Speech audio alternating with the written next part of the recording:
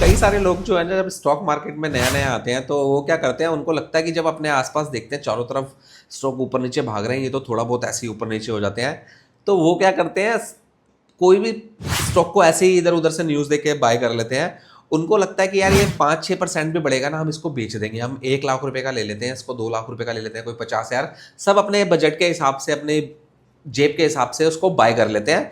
लेकिन कहीं ना कहीं उनके दिमाग में एक लालच भरा होता है कि जैसे थोड़ा बहुत ऊपर जाएगा, यार ये ऊपर नीचे तो हो ही रहा है, 5-10 दिन में भी ऊपर नीचे होगा तो अपने तो 5-10 हज़ार में बन जाएंगे, 5%, 10% बन जाएंगे, हम इसको बेच देंगे। अब होता क्या है, देखिए वो आए थे कि 15-20 दिन में हम इसको बेच देंगे। वो ट्रेडिंग करने आए, एक तरीके से इसको ट्रेडिंग बोलते हैं।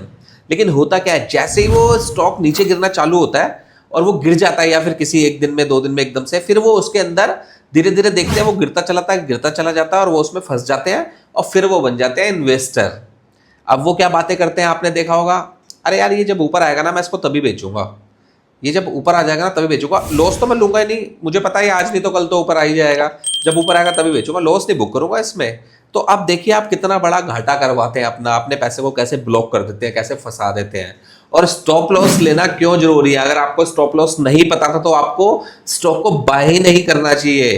क्योंकि अगर या तो आप करेंगे इन्वेस्टमेंट, और इन्वेस्टमेंट के लिए आपको टाइम देना होता है स्टॉक को, 1 साल 2 साल 3 साल मिनिमम टाइम ये जो होता है।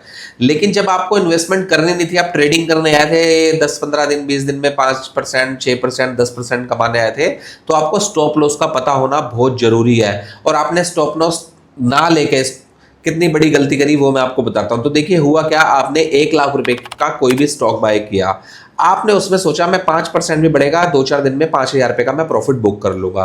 अब होता क्या है, जैसे ही वो नीचे जाना चालू होता है, अब उसके अंदर आपको लॉस दिखाई देता है, 5,000, 10,000, 15,000, 20,000। फिर आपको लगता है ना ये जैसे ही ऊपर आएगा मैं बेचूंगा, नहीं तो उसको बेचूंगा नहीं, मैं पड़ा रहने देता हूं इसका।